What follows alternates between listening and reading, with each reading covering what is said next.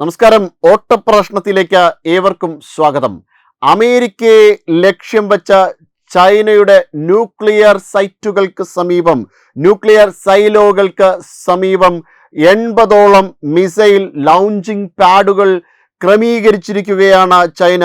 ഏത് നിമിഷത്തും ഒരു ആക്രമണമുണ്ടായാൽ പോലും ഒരു പ്രത്യാക്രമണത്തിന് എന്നോണം തയ്യാറെടുത്തു നിൽക്കുകയാണ് ചൈന എന്നതാണ് ഇതിൽ നിന്ന് നമുക്ക് മനസ്സിലാക്കുവാൻ കഴിയുന്നത്. ചൈനയുടെ വടക്കു പടിഞ്ഞാറൻ മേഖലയിലുള്ള ന്യൂക്ലിയർ സൈലോകൾക്ക് സമീപമാണ് ഇത്തരത്തിലുള്ള മിസൈൽ ലോഞ്ച് പാഡുകൾ ചൈന ഇപ്പോൾ സജ്ജീകരിച്ച് വച്ചിരിക്കുന്നത്.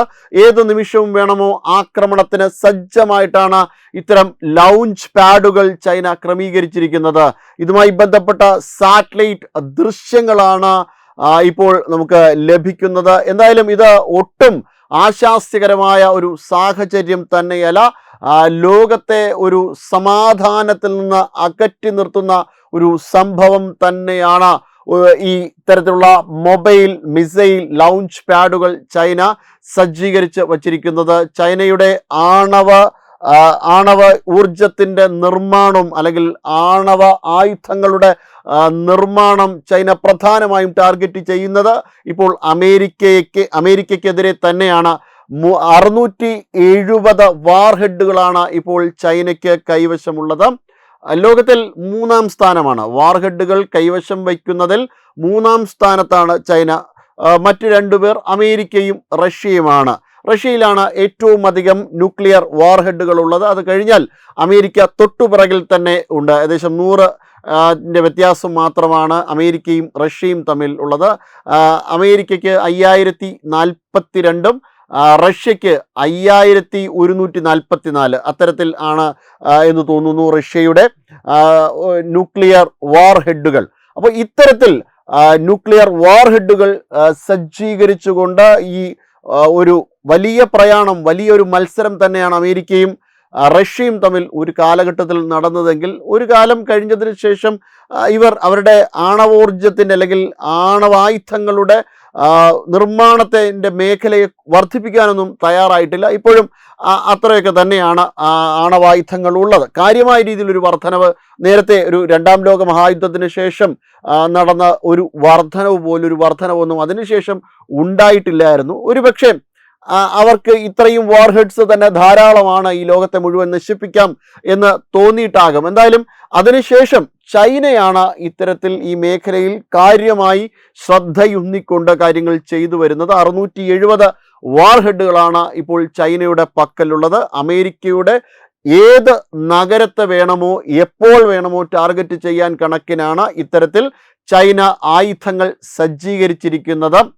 ബാലിസ്റ്റിക് മിസൈലുകളടക്കം അമേരിക്കയെ കേന്ദ്രീകരിച്ചുകൊണ്ടാണ് ചൈന ഇത്തരത്തിൽ സജ്ജീകരിച്ചിരിക്കുന്നത്. എന്തായാലും ചൈനയുടെ ഈ നീക്കം ലോകത്തിന് ഒട്ടും ആശാസ്യകരമായ സാഹചര്യമല്ല സൃഷ്ടിക്കുന്നത്. ഇന്ത്യ ആയുധങ്ങൾ വികസിപ്പിക്കുന്നത് പോലെയല്ല ചൈന വികസിപ്പിക്കുന്നത്. കാരണം ചൈന ഒരു ജനാധിപത്യ രാജ്യമല്ല, ചൈനയ്ക്ക് വ്യക്തമായൊരു പോളിസിയുമില്ല. അതുകൊണ്ട് തന്നെ ചൈനയെ തടഞ്ഞു നിർത്തുന്നതിനും പല കാര്യത്തിൽ നിന്നും മാറ്റി നിർത്തുന്നതിനും വളരെ പ്രയാസമേറിയ കാര്യമാണ്. പ്രത്യേകിച്ചും അവർക്ക് മുന്നിൽ മറ്റൊരു രാജ്യം ഒരല്പം ദുർബലമാണ് എന്ന് തോന്നിയാൽ തീർച്ചയായിട്ടും ലോകത്തിലെ തന്നെ വലിയ സാമ്രാജ്യത്വ ചിന്താഗതി വച്ചു പുലർത്തുന്ന രാജ്യമാണ് ചൈന. ചൈന എന്താണ് ടിബറ്റിനെതിരെ കാണിച്ചത്, ഭാരതത്തിനെതിരെ കാണിച്ചത് എന്നൊക്കെ ലോകം കണ്ടിട്ടുള്ളതാണ്. ലോകത്തിലെ ഏറ്റവും അധികം വിശ്വസിക്കാൻ പറ്റാത്ത ഒരു രാജ്യമാണ് ചൈന. അതുകൊണ്ട് തന്നെയാണ് ചൈനയുടെ ബെൽറ്റ് റോഡ് ഇനിഷ്യേറ്റീവിൽ നിന്ന് പല രാജ്യങ്ങളും വിട്ടുനിന്നതും അതിൽ നിന്ന് മാറി നിന്നതും ഒക്കെ. ഇപ്പോൾ ഇതാ പാകിസ്ഥാൻ മാത്രമാണ് ചൈനയെ ഏതെങ്കിലും തരത്തിൽ പിന്തുണയ്ക്കുന്ന ഒരു രാജ്യം എന്ന് നമുക്ക് പറയാൻ കഴിയുന്നത്. കാരണം പാകിസ്ഥാന് മറ്റൊരു ഉപാധികളും ഇല്ലെന്നാണ്.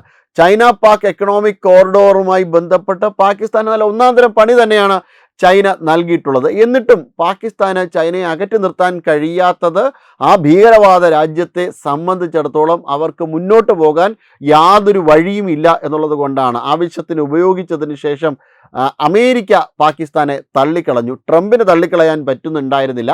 ചില കാര്യങ്ങളൊക്കെ ഉള്ളത് കൊണ്ട് പൂർണ്ണമായും തള്ളിക്കളഞ്ഞിട്ടില്ല എന്നല്ല, അസിമുനീറിനെയാണ് തള്ളിക്കളയാതെ ഇപ്പോഴും ട്രംപ് കൈവശം വെച്ചുകൊണ്ട് നടക്കുന്നത്. എന്തായാലും പാകിസ്ഥാൻ ചൈനയ്ക്ക് ആ, വലിയ ഒരു വെല്ലുവിളിയല്ല. ചൈനയോടൊപ്പം തന്നെയാണ് നീങ്ങുന്നത്. ചൈനയുടെ ഒരു ആശ്രിതൻ എന്ന നിലയിൽ അങ്ങനെ മുന്നോട്ട് പോകുന്നുണ്ട്. വലിയൊരു ചതിയാണ് പാകിസ്ഥാനെയും ചതിച്ചത്. ശ്രീലങ്കയെ അവർ ചതിക്കുവാൻ നോക്കി. അവരെ സംബന്ധിച്ചിടത്തോളം ഇത് ഒരു പ്രശ്നമാണ് എന്ന് തോന്നിയപ്പോൾ അവർ ചൈനയിൽ നിന്ന് ഒഴിഞ്ഞു പോകുവാൻ തയ്യാറായി. നേപ്പാൾ ചൈനയ്ക്ക് ഇപ്പോൾ കൈ കൊടുക്കുന്നില്ല, മ്യാൻമാർ കൈ കൊടുക്കുന്നില്ല. എല്ലാ രാജ്യങ്ങളും ചൈനയെ ഉപേക്ഷിച്ചു. ചൈനയുടെ സ്വാഭാവികമായ സഖ്യകക്ഷികളാകുവാൻ സാധ്യതയുള്ള എല്ലാ രാജ്യങ്ങളും ചൈനയിൽ നിന്ന് വിട്ടുനിന്നിരിക്കുകയാണ്. അത്തരത്തിൽ ചൈന ഒറ്റപ്പെട്ട് നിൽക്കുമ്പോൾ പോലും ഇത്തരത്തിൽ അമേരിക്കയെ ടാർഗറ്റ് ചെയ്യുന്നതിൻ്റെ ഏറ്റവും പ്രധാനപ്പെട്ട കാര്യം എന്ന് പറഞ്ഞത് അമേരിക്ക ഇപ്പോൾ ദുർബലമായി കൊണ്ടിരിക്കുകയാണ് സൈനിക ശേഷിയുടെ അടിസ്ഥാനത്തിൽ എന്ന് അവർ ചിന്തിക്കുന്നത് കൊണ്ടാണ്. അതായത് പശ്ചിമേഷ്യൻ യുദ്ധവുമായി ബന്ധപ്പെട്ട് അമേരിക്കയ്ക്ക് ഇനി കാര്യമായ രീതിയിലൊന്നും ചെയ്യുവാൻ കഴിയില്ല. പശ്ചിമേഷ്യൻ യുദ്ധത്തിൻ്റെ പശ്ചാത്തലത്തിൽ അമേരിക്കയുടെ സൈനിക ശേഷിയിൽ കാര്യമായ കുറവുണ്ട് എന്ന് ചൈനയ്ക്ക് ഒരു ബോധ്യമുണ്ട്. ആ ഒരു തരത്തിൻ്റെ അടിസ്ഥാനത്തിൽ, അത്തരമൊരു കാര്യത്തിൻ്റെ അടിസ്ഥാനത്തിലാണ് ചൈന ഇത്തരത്തിൽ ഒരു ആയുധങ്ങൾ സജ്ജീകരിച്ചു കൊണ്ടേ ഇരിക്കുന്നത്. എപ്പോഴാണോ അമേരിക്ക തായ്വാൻ വിഷയത്തിൽ ഇടപെടുന്നത്, ആ സമയത്ത് അമേരിക്കയ്ക്ക് നേരെ എന്തെങ്കിലും ഒരു പ്രയോഗം നടത്തണമെന്ന് ചൈന കണക്ക് കൂട്ടി വച്ചിരിക്കുകയാണ്. എന്തായാലും ഇതിന് ചൈന സഹായത്തിന് വിളിക്കുന്ന രാജ്യങ്ങളിൽ ഒന്ന് റഷ്യയും മറ്റൊന്ന് ഭാരതവുമാണ്. ഭാരതം അതിൻ്റെ സ്വതന്ത്രമായ നിലപാട് വിട്ട് ഒരു കളിയും മുന്നോട്ടില്ല. പ്രത്യേകിച്ചും ചൈനയെ വിശ്വാസത്തിലെടുത്തുകൊണ്ട് ഭാരതം ഒരു നീക്കവും നടത്തില്ല. ചൈനയുടെ ഒഫീഷ്യൽ സ്പോക്സ് പേഴ്സൺ തന്നെ ഇന്ന് പറഞ്ഞിട്ടുള്ളത്, ഭാരതവും ചൈനയും രണ്ട് രീതിയിൽ മത്സരിക്കുന്ന രാജ്യങ്ങളല്ല, അവർ പാർട്ട്നേഴ്സാണ്, പങ്കാളികളാണ് എന്നാണ് പറഞ്ഞിട്ടുള്ളത്. എന്തായാലും ഭാരതം ഇത് കേട്ട് സുഖിച്ചിട്ടുണ്ട്. പക്ഷേ ഭാരതം ഒരു കാരണവശാലും ചൈനയ്ക്ക് കൈ കൊടുക്കില്ല. കാരണം ചൈന അത്തരത്തിലുള്ള രാജ്യമാണ് എന്ന തികഞ്ഞ ബോധ്യം ഭാരതത്തിനുണ്ട്. പലതവണ ഭാരതത്തിൻ്റെ അതിർത്തി തോണ്ടുവാൻ ശ്രമിച്ച രാജ്യമാണ് ചൈന. മറ്റു പല രാജ്യങ്ങളെയും ഈ രീതിയിൽ തന്നെ ചൈന ദ്രോഹിക്കുവാൻ വേണ്ടിയിട്ട് ശ്രമിച്ചിട്ടുണ്ട്. സൗത്ത് ചൈന സീൽ ഏതൊരു രാജ്യം, ഫിലിപ്പൈൻസ് എടുത്താലും അതിൻ്റെ സമീപ പ്രദേശങ്ങളിലുള്ള ഏത് രാജ്യം എടുത്താലും ചൈന ഇത്തരത്തിലുള്ള നീക്കമാണ് ആ പ്രദേശങ്ങളിലൊക്കെ നടത്തിയത്. അതുകൊണ്ട് തന്നെയാണ് ചൈനയ്ക്കെതിരെ വിയറ്റ്നാമും ജപ്പാനും ഫിലിപ്പൈൻസും ഒക്കെ നീങ്ങുന്നത്. അതോടൊപ്പം തന്നെ ചൈന ചതിക്കുവാൻ വേണ്ടിയിട്ട് ഏത് സമയത്തും സന്നദ്ധമായി നിൽക്കുന്ന ഒരു രാജ്യമാണ് ഇറ്റലി. ഇവരുടെ ബെൽറ്റ് റോഡ് ഇനിഷ്യേറ്റീവിൽ ആദ്യം പങ്കാളിയാകാൻ ശ്രമിച്ചിരുന്നു. അവർ സമ്മതം മൂളിയതുമാണ്. എന്നാൽ ഒരു ഘട്ടം കഴിഞ്ഞപ്പോൾ ഇറ്റലി ഇവരെ വിട്ടു. ഇന്തോനേഷ്യ ഇവരെ ഉപേക്ഷിച്ചിട്ടുണ്ട്. ഇന്തോനേഷ്യ ഇവരുമായി ഒരു രീതിയിലുള്ള പങ്കാളിത്തത്തിനും തയ്യാറല്ല എന്ന് അറിയിച്ചിട്ടുണ്ട്. കാരണം ഇവരുടെ ആയുധങ്ങൾ, ഇവർ വിൽക്കുന്ന ആയുധങ്ങൾ എതിരാളിക്ക് നേരെ ഉപയോഗിക്കാൻ പറ്റില്ല. അതൊരു ഷോ ആയിട്ട് മാത്രമേ വയ്ക്കുവാൻ പറ്റുള്ളൂ. ഇത് വെനസ്വലയിൽ സംഭവിച്ചിട്ടുണ്ടായിരുന്നു, പാകിസ്ഥാനിൽ സംഭവിച്ചിട്ടുണ്ടായിരുന്നു. ഇതെല്ലാ മേഖലയിലും ഇതൊക്കെ തന്നെയാണ് സംഭവിച്ചിട്ടുണ്ടായിരുന്നത്. അതുകൊണ്ട് ചൈനയെ ഒരു കാരണവശാലും ലോകരാജ്യങ്ങൾ വിശ്വാസത്തിലെടുക്കുകയില്ല. ചൈന എന്നത് ഒരു ശത്രു രാജ്യമായിട്ട് വേണമെങ്കിൽ മാത്രമേ, അല്ലെങ്കിൽ ഒരു ചതിയൻ രാജ്യമായിട്ട് വേണമെങ്കിൽ മാത്രമേ ചൈനയെ പരിഗണിക്കാൻ കഴിയുകയുള്ളൂ. എന്തായാലും ചൈന ഇത്തരത്തിൽ ഒരു നീക്കം നടത്തുന്നുണ്ട് അമേരിക്കയ്ക്കെതിരെ. ഇതിനെതിരെ ലോകത്തിൻ്റെ പല ഭാഗങ്ങളിൽ നിന്ന് പല രാജ്യങ്ങളും ഇതിനെതിരെ ശബ്ദം ഉയർത്തുവാൻ വേണ്ടിയിട്ട് തുടങ്ങിയിട്ടില്ല. എന്തായാലും ഉടൻ തന്നെ അതിനുള്ള ഒരു കാര്യങ്ങൾ ഉണ്ടാകും എന്ന് തന്നെയാണ് വിലയിരുത്തപ്പെടുന്നത്. കാരണം ഒരു രാജ്യത്തെ ലക്ഷ്യം വെച്ചുകൊണ്ട് ഇത്തരത്തിൽ രഹസ്യമായിട്ട് ഒരുപക്ഷെ ഇറാൻ നേരത്തെ പ്രഖ്യാപിച്ചിരുന്നത് പോലെ 2047 ഇസ്രായേലിനെ പൂർണ്ണമായും നശിപ്പിക്കുമെന്ന് പറഞ്ഞുകൊണ്ട് പ്രഖ്യാപിച്ചിരുന്നത് പോലെയാണ് ഇപ്പോൾ ചൈന ആയുധങ്ങൾ സജ്ജീകരിച്ചു വെച്ചുകൊണ്ട് അമേരിക്കയ്ക്ക് നേരെ നീങ്ങുന്നത്. എന്തായാലും ഇതിനെതിരെ വളരെ ശക്തമായ നീക്കം നടത്തേണ്ടിയിരിക്കുന്നു. കാരണം ആണവായുധമാണ്.